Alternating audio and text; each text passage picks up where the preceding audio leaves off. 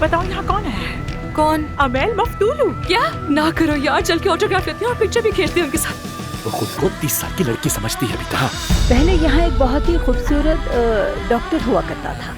हाँ वही। हाँ, मैं उनकी तस्वीर दिखाता हूँ, ये ले। इनको किसी और के पास भेज दो। लेकिन क्यों डॉक्टर, क्यों? अपने मरीज खुद चुनता हूँ मैं।